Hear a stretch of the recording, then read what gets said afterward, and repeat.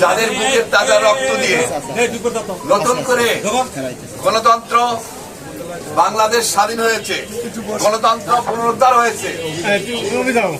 আমাদের বিএনপির ভারপ্রাপ্ত চেয়ারম্যান নির্দেশ করেছেন যে আমাদের এই অর্জন দীর্ঘ 16 বছর আমাদের বিএনপির উপরে যে নির্যাতন করেছে, সেই নির্যাতন সহ্য করেছেন যারা মাঠে থেকেছেন।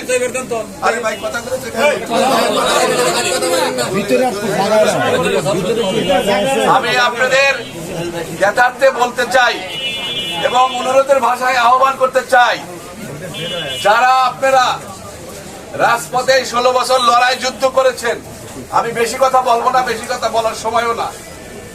আমি একটা জিনিস আপনাদের মেসেজ দিতে চাই যে নেতৃবৃন্দ আমাদের ইউনিয়নের যারা নির্বাচিত প্রেসিডেন্ট, সেক্রেটারি, সভাপতি এবং সাংগঠনিক সম্পাদক, আমাদের এই সমস্ত লড়াকু সৈনিক যারা রাজপথে ছিলেন, এর বাইরে যারা এই 16 বছর এসি রুমে বসে বসে আমাদের তামাশা দেখেছেন, সেই সমস্ত লোক যারা দলের মধ্যে অনুপ্রবেশ করতে না পারে।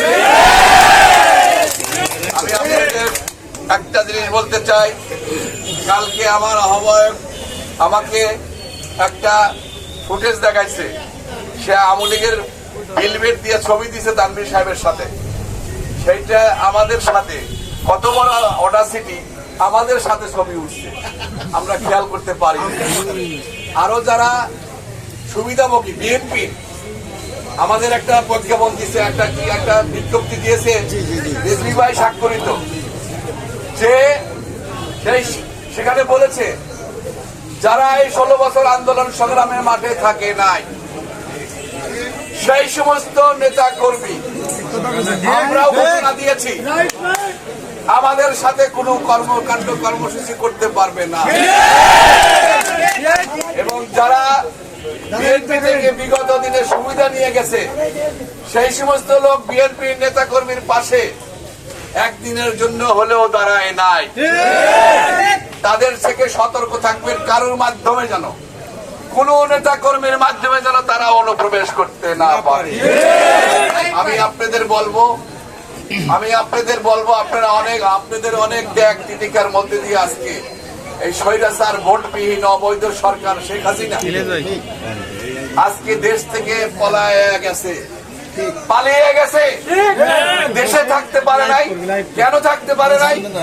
নির্যাতন, অত্যাচার, গুম, খুন, হত্যা দিয়ে ক্ষমতায় টিকে থাকতে চেয়েছিল। আমি বলেছি যে আল্লাহ এটা সহ্য করবে না, মানুষ সহ্য করলেও আল্লাহ সহ্য করবে না। আল্লাহর ওহী নামিয়ে দিয়েছে কারা? আমাদের বিশ্ববিদ্যালয়ের কোঠা আন্দোলনের ছাত্রছাত্রীরা ৭১-এর চেয়ে ভয়াবহ সাহসিকতা নিয়ে বুক পেতে দিয়ে এই সরকারকে উৎখাত করেছে। তারা বুক পেতে দিয়ে গুলি খেয়েছে। তাদের এই অকাল মৃত্যু, তাদের এই জীবন, বাংলাদেশ দ্বিতীয়বার স্বাধীন করার জন্য যে জীবন দিয়ে গেছে, তাদেরকে আমরা 14 বারে স্মরণ করি। আল্লাহ যেন তাদের বেহেশতে নসিব করেন। আমি বলতে চাই, তাই এই অর্জন কিন্তু আমাদের আপনাদের ছাত্র জনতার আজকে জীবনের বিনিময়ে যে স্বাধীনতা সার্বভৌমত্ব রক্ষা হয়েছে, দেশ স্বাধীন হয়েছে দ্বিতীয়বারের মতো। এই স্বাধীন কিছু ষড়যন্ত্রকারী আবার ষড়যন্ত্র করছে, আমাদের সুবিধাভোগীদের সাথে ষড়যন্ত্র করে আওয়ামী লীগের লোকজন যেন কোনোভাবেই কোনো অবস্থান নিতে না পারে। আপনারা সজাগ থাকবেন।